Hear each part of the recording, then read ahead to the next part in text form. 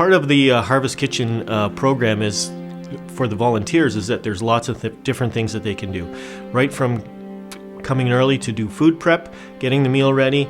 I particularly do the setup of the tables, tablecloths, and all the cutlery and dishes. And then there's the serving aspect, sitting and serving.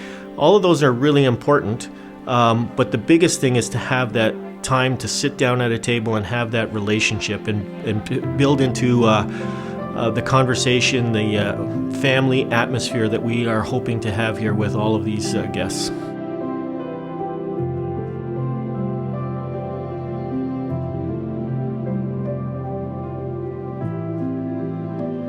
How do I call a doctor when I've never done that before?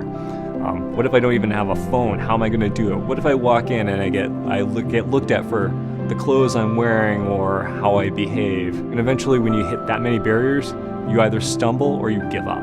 And that's when you need someone to help you along. I get the opportunity to walk alongside that person, but I get super frustrated knowing that there's lots of people out there who are not engaged in this type of sport or program or don't have someone to rely on. And where do they go then?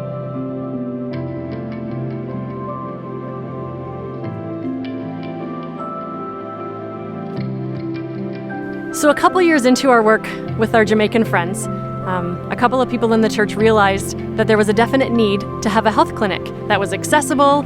You didn't require a health card. It was at times when our friends weren't working. And so I got involved in helping to coordinate and set up this health clinic in the basement of our Vineland location. That first year was a whirlwind for me. I remember that very first Sunday night.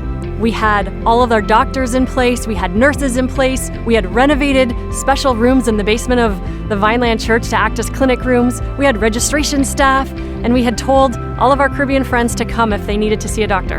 And we sat there and had no idea if anyone was going to show up. And I remember as soon as we opened the doors, our friends started coming in and we were serving them. And things weren't always running like clockwork as with any new venture. But we had 16 guys show up that very first night to get some healthcare that wouldn't have been there before. And I remember feeling just elated with the fact that I was able to get involved and use some of my project management skills to actually make a difference in my community. And being able to kind of match what I feel like would be my strengths with a way to give back into the community was a really rewarding experience.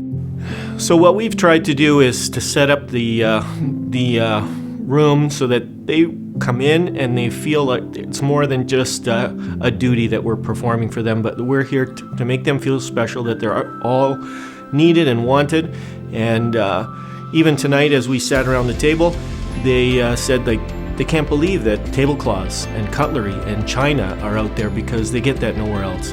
And they just were blown away. 2 new people today said that they couldn't believe that we would do that, take the time to make them feel special. And they said tonight, directly, this really makes them feel special. It's very important to hear some of this stuff sometimes because I don't think we realize how we can help. Actually, just helping someone make a phone call might be huge. You might actually start the ball rolling for someone to change their life and helping someone to call an ad on Kijiji to find housing. Every single Sunday that first year, I was overwhelmed by some of the comments from our Caribbean friends, the way that our nurses and our doctors and our registration people were serving together, being able to use their areas of expertise to reach out and serve people in our community.